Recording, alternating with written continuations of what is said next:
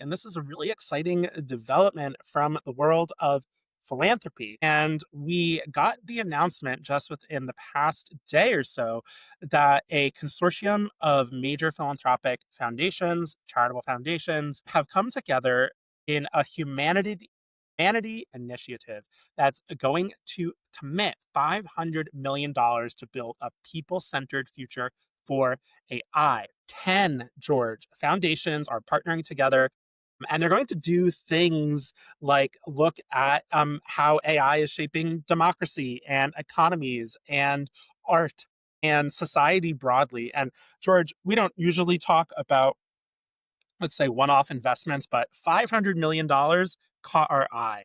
And some of the foundations involved in this investment include the Doris Duke Foundation, Ford Foundation, MacArthur Foundation, Mellon Foundation, Mozilla Foundation, David and Lucille Packard Foundation.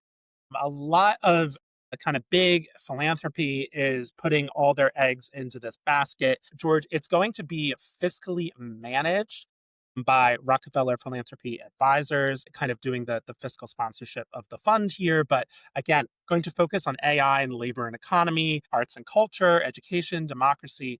And I think that this is really important, George, because as we've discussed on this podcast, AI is changing the future of everything. It's the changing the future of work, how we're interacting with each other via our cell phones, education, how we think about the world and consume news. There's the nth degree number of reasons why studying AI's impact is important and timely. So it's really cool to see philanthropy taking a very big step here to contribute to our understanding. Yeah. So to wrap it up and summarize on this, humanityai.ai is the website. I don't see any formal applications, but there's a stay connected, and I would keep an eye on that site. They say that they will start distributing funds as early as fall of 2025, which is now. And it is also, I will say, fantastic to see, instead of foundations sort of going it alone and creating from scratch their approach to AI, which will inevitably overlap in terms of building capacity and things like that, and the grant application process, streamlining, pulling together funds and deploying them. And I think these are high leverage dollars. There are some great quotes and positioning on the site. And we're looking at the MacArthur Fund press release here, where they're, mentioning things that every day people learn more about the ways AI is impacting their lives. It can often feel like this technology is happening to us rather than with us and for us. This really touches on also a metaphor that I emphasize. We had Whole Whale put on an AI capacity event actually in New York City on October 8th, where foundations and nonprofits were gathered. We had about 50 folks join us in Midtown. And one of my big takeaways is that while respecting the ethics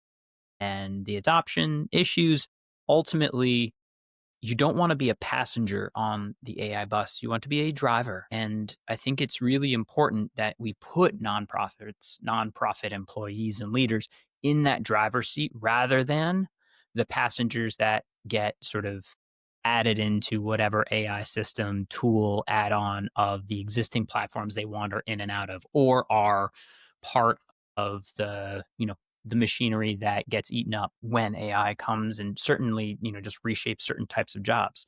If you see it coming, you can certainly step out of the way of a train. Like, it's on a track, you see where it's going, you get to learn and understand and build with it.